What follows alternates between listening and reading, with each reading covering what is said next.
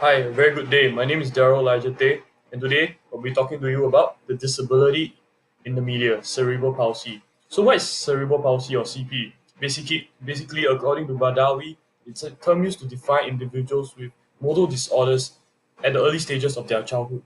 So, the selected industry partner that I've chosen is CPAS, Cerebral Palsy Alliance Singapore. So, what they do is they are a social service organization that is set up to help people with these disabilities through early intervention and education in hopes to rehab and reintegrate them back into society and hopefully to gain employment in Singapore. So why did I pick CP or this topic on disability? It's basically because people with disability, okay, they are often of times featured in media and on TV, but is their portrayal true? Okay, or is media normalizing disability, causing certain stereotypes and the way that we see disabilities? My heart in this research, or rather this crusade, is to hope that we see people with disabilities not as objects of charity, but as equal people like us, that they are people with same rights and dignities that we do. And in doing this, I hope that millions around the world will change their mindset on disability, and also that one day disability may have a place in decision making roles and leaderships in governments, companies, entertainment sector. And the ultimate goal is to put an end to discrimination. So the issues here are three issues, okay? One being media representation or the narrative of individuals suffering from CP in Singapore. Two, the media reinforcement of empowerment and the use of the medical model of disability with reference to the lack of acceptance. And three, stereotyping and labeling. You see, media is crucial and vital in our everyday life. But can it be said that the influence that media holds to society is beneficial? Or are we looking at how media has continually add up to the discrimination of the disabled people?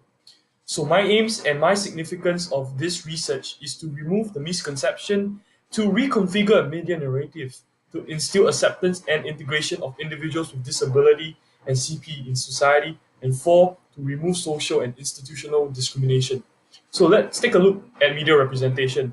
You see these three articles, there's a difference. Two of them are like talking about overcoming grade odds, they now aim high, CP moves her to inspire others. And another by Rise, which talks about disabled people do not exist to inspire you. You see, a lot of times these news are on the focus of how these people who are made it to the top. But let me remind you that these disabled people do not exist merely to inspire you. Okay, so often of times this media narrative is so feel good that they focus more on the success stories and whatnot, but they don't focus on the emphasis of the struggles of these disabled people. Moving on to talking about creating a barrier-free environment where the environment that these individuals are in are not limited to to a lack of space. They are able to be who they want to be. That there is no barriers restricting them. They are free to be who they want to be. Which moves on to my next point on integration, where these people are integrated back into society. They are seen as normal. They are seen as one like us. They are equal. They are people with equal status as us, where they have the equal rights and equal rights like us.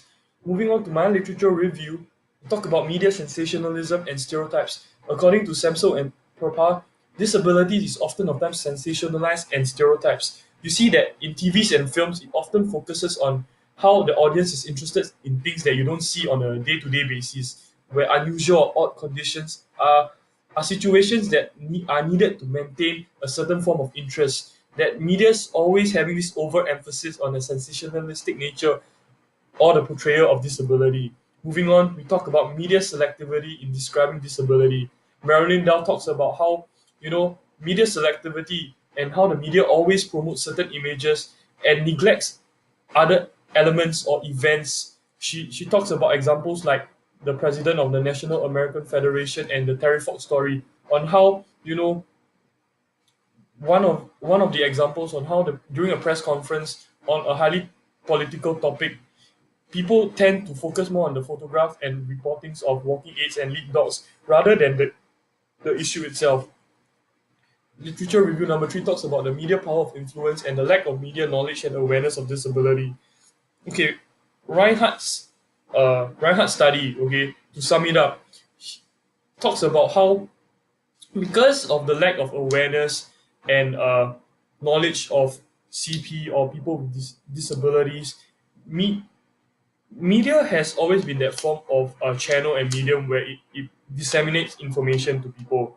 For people who don't get to interact with people with disabilities on a day-to-day basis, they don't have any other knowledge but through media where they learn about these kind of things. And when media doesn't have that form of relevant knowledge on people with disabilities, then they tend to give wrong information to these individuals that consume this media, and thus shaping a wrong conception of what physically handicapped means and what people with inabilities are, and how these people who doesn't have disabilities evaluate people who have disabilities, that causes a wrong knowledge or awareness of disability because of the media's power of influence used in the wrong way.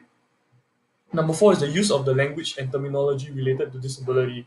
So to sum up what Devoda said in her statement is when we have day-to-day lingos and terminologies that are used to describe disabled people, that sometimes in these terminologies and language it is discrimination in itself, and often of times it just stresses on discrimination and disabilities more on the emphasis on the individual itself. So the key concepts and theories that I have selected is one, the media or audience selectivity.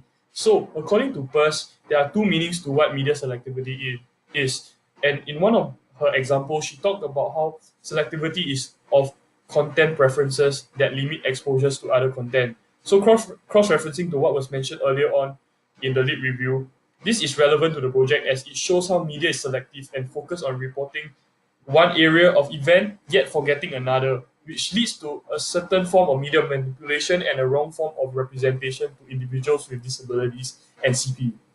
The use of language and terminology related to disability.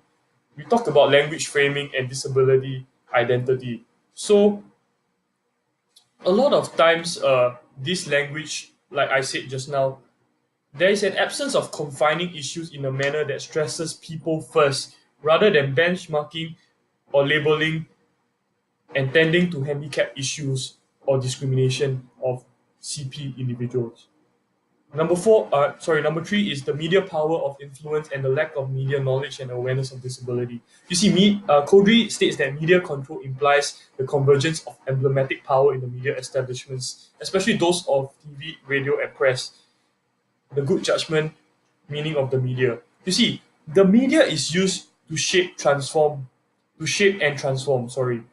However, if you as a media power don't have the right knowledge or the right awareness of the issue of disability, and you are showing coverage of people with disabilities to those that don't have disability, then you're just going to form a wrong representation, a wrong knowledge, and then it's just a re-emphasis on the wrong things, which causes false perception, false news, and many other things. So as a media power that has emblematic power, you should have the right knowledge of media,